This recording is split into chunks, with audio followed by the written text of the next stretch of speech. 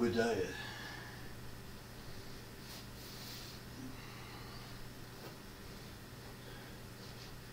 Shortest book in the Old Testament. It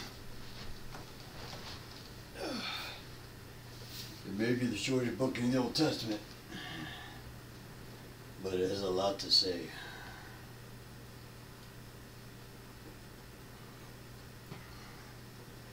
Let he who is wise listen and understand. Obadiah has a lot to say. And if you listen with your heart, not only with your ears, you will understand what Obadiah is trying to say.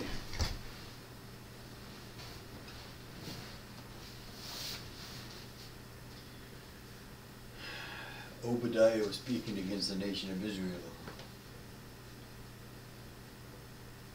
Perhaps.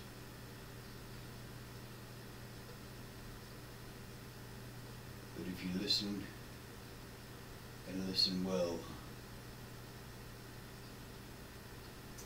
put yourself in the place where Obadiah is. Put yourself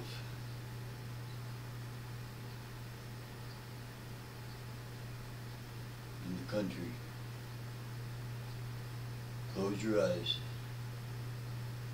and listen to what the prophet says.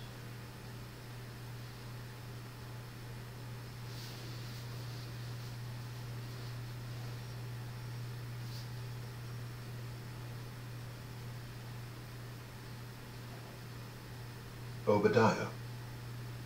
The vision of Obadiah. Thus says the Lord God concerning Edom, we have heard a report from the Lord, and a messenger has been sent among the nations. Obadiah was a prophet to Judah, the southern kingdom of the once unified Israel, who prophesied about God's judgment against Edom. The Edomites, Judah's southern neighbors, were descendants of Esau, Jacob's brother. Jacob was the one God named Israel. When they were born, God said Jacob would fight against Esau.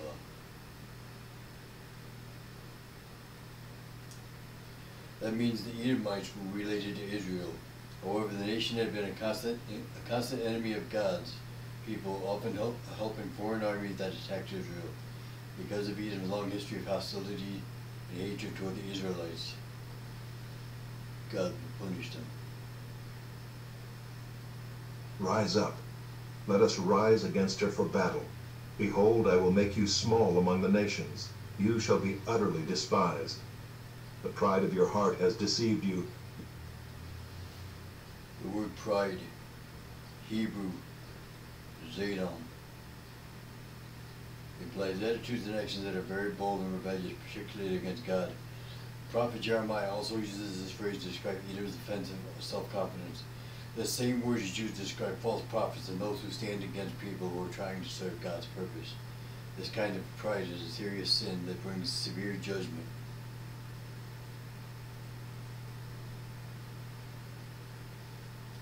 The Edomites' pride came partly from the fact that they lived in a rocky range of mountains, which caused them to believe they were totally secure and could not be conquered.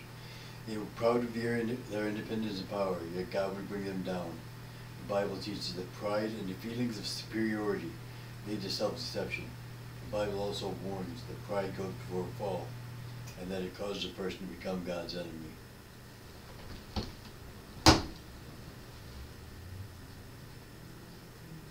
Who live in the clefts of the rock, in your lofty dwelling, who say in your heart, who will bring me down to the ground? Though you soar aloft like the eagle, though your nest is set among the stars, from there I will bring you down, declares the Lord. if thieves came to you, if plunderers came by night, how you have been destroyed. Would they not steal only enough for themselves?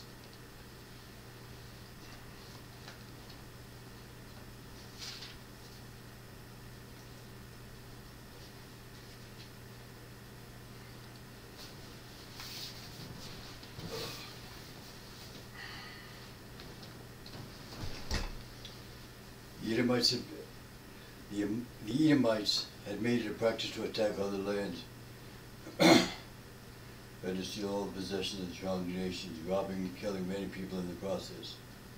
Now they were experiencing the same thing because God would bring another nation against them. In other words,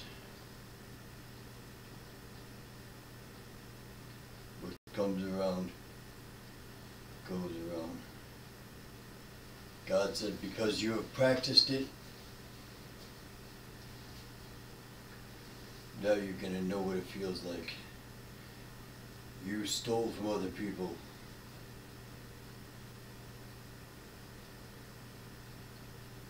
And you stole the possessions of the surrounding lands.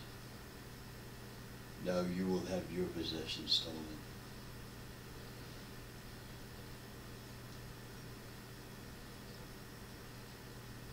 If grape gatherers came to you, would they not leave gleanings? How Esau has been pillaged, his treasures sought out. All your allies have driven you to your border. Those at peace with you have deceived you. They have prevailed against you. Those who eat your bread have set a trap beneath you.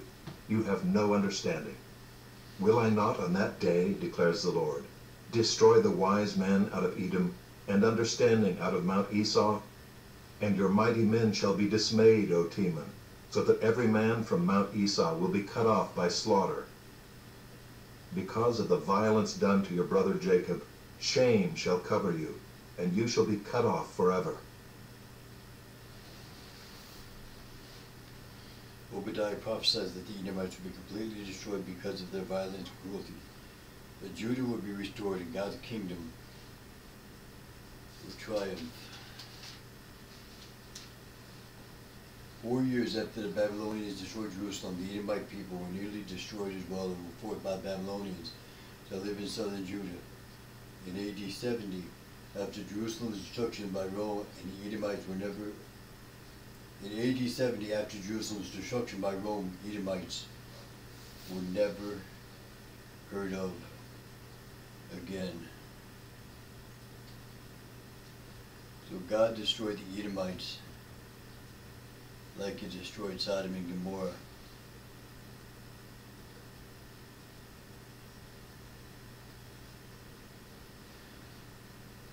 And both, after God's destruction, were never heard from again.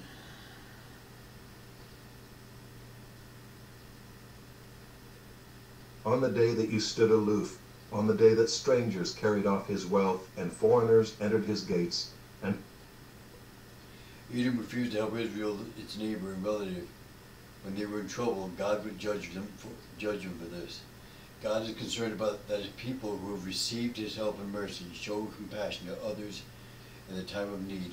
People who are unconcerned, self-centered, or lack compassion toward those in need do not have God's love within their hearts.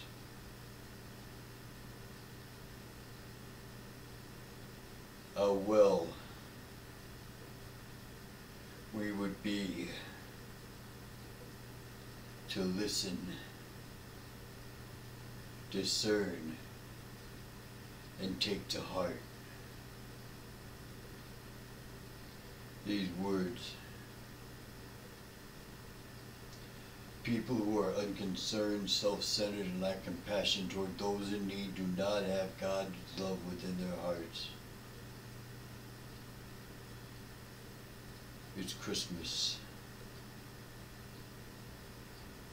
I pose a question to each and every person who listens to this. Do you have God's love in your heart? Will you help help others. There's only 1 week till Christmas.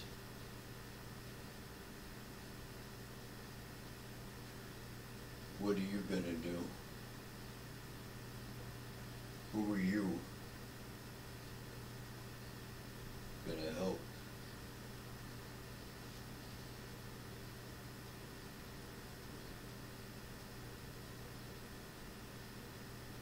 Cast lots for Jerusalem. You were like one of them. But do not gloat over the day of your brother in the day of his misfortune. Do not rejoice over the people of Judah in the day of their ruin. Do not boast in the day of distress. Do not enter the gate of my people in the day of their calamity. Do not gloat over his disaster in the day of his calamity. Do not loot his wealth in the day of his calamity. Do not stand at the crossroads to cut off his fugitives. Do not hand over his survivors in the day of distress. For the day of the Lord is near upon all the nations. As you have done, it shall be done to you. Obadiah prophesies that God would repay Edom and all other nations for how they treated others. The same principle applies today, especially to those who follow Christ.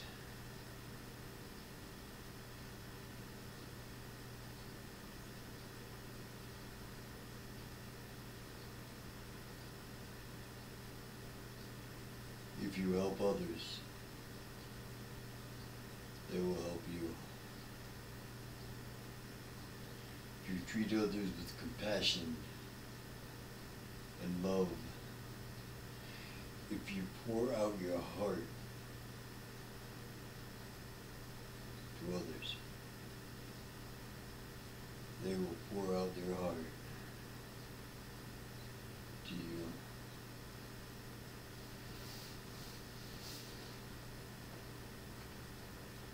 Your deeds shall return on your own head. For as you have drunk on my holy mountain, so all the nations shall drink continually. They shall drink and swallow, and shall be as though they had never been.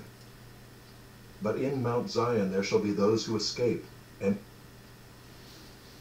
Mount Zion represents Jerusalem under the Old Covenant, God's way of providing and maintaining a relationship with people before Christ came. Under the New Covenant, God's plan of salvation fulfilled the Son, Jesus Christ. Mount Zion represents the heavenly home of the church, where God will live forever with his people. The Bible prophesies that Israel and all of God's faithful people will be saved from their enemies, inherit the earth, and reign with Christ. This will be fulfilled when Jesus returns to earth, following the tribulation judgment to defeat the Antichrist and all the forces of evil, the kingdom. Then the kingdom shall be the Lord's.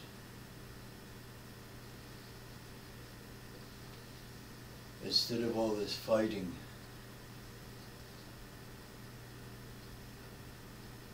and war and fighting amongst our families, our churches, denominations, the Jews and the Gentiles. Instead of all of this fighting, why don't we just once come together for peace?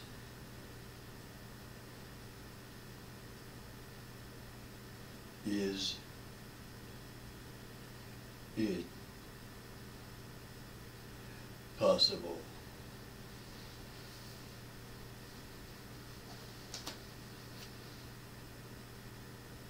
shall be holy, and the house of Jacob shall possess their own possessions.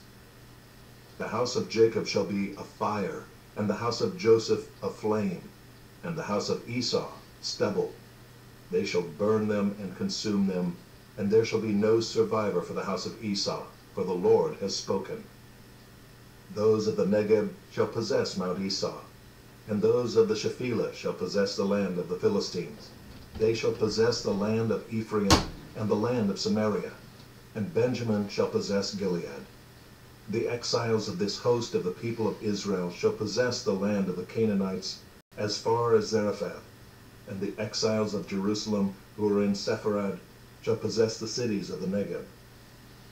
Saviors shall go up to Mount Zion to rule Mount Esau, and the kingdom shall be the Lord's.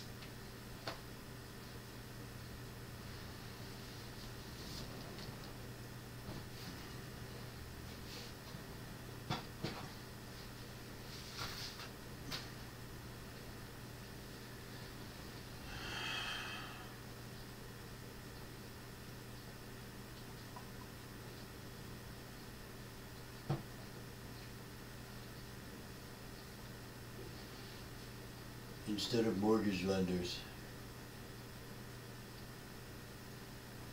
foreclosing on people's houses, why don't they give them a second chance? Would they like if somebody would have come up, somebody they didn't know, or their friend, and say, "I'm sorry, Bob, I'm foreclosing on your house." You'd say, "But I'm a mortgage lender. I foreclosed on millions of houses, and now I'm getting my house foreclosed." That's compassion.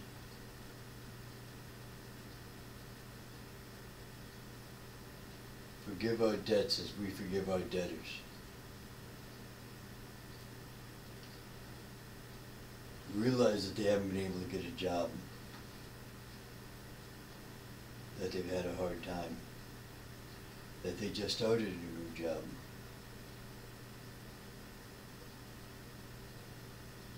And give them till February, or however long you wish to give them.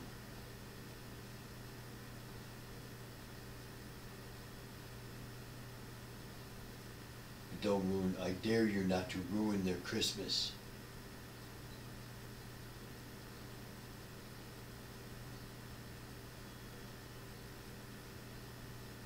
I dare you to forgive them.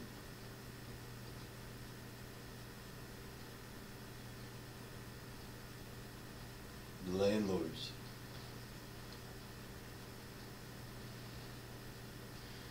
Instead of saying, "I want my money, I want my money, I want my money,"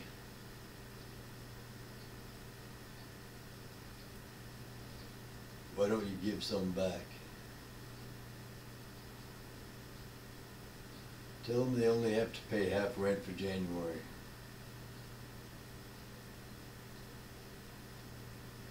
But tell them they only have to pay half rent in January as long as they don't spend it on alcohol or drugs or sexual liaisons or favors.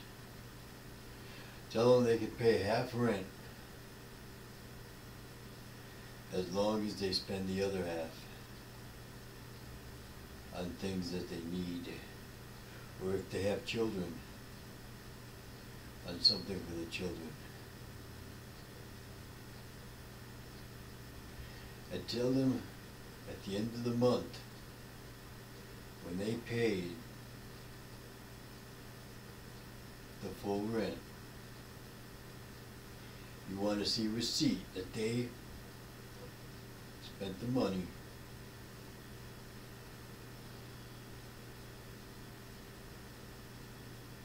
on things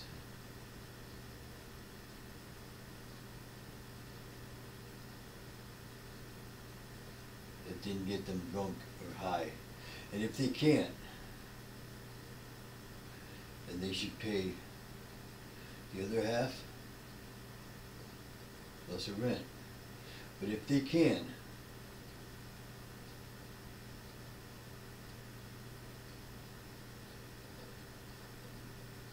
then they just have to pay the rent.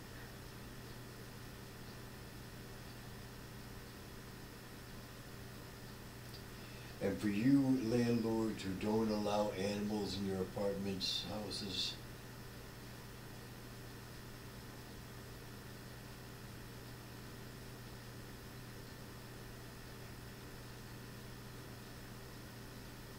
allow a dog. As long as they take care of it. But the minute they don't take care of it,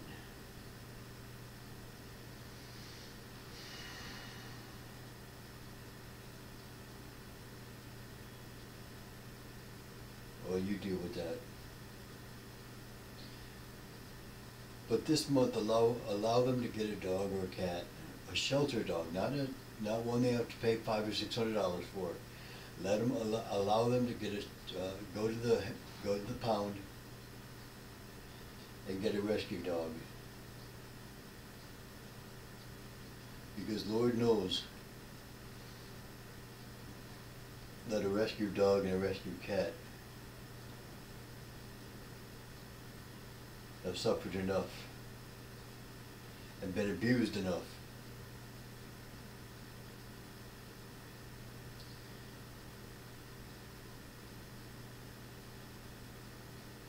Do you have a dog? Do you have a cat? I'm speaking to the landlords.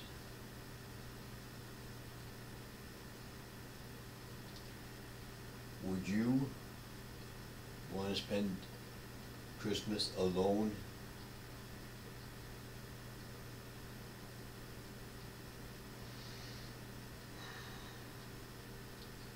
In a cage?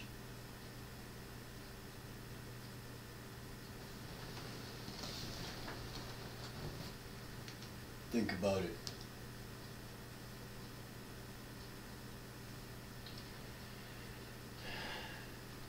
If your mothers or fathers are in nursing homes, go visit them.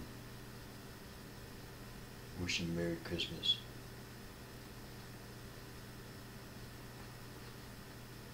Take care of them like they took care of you.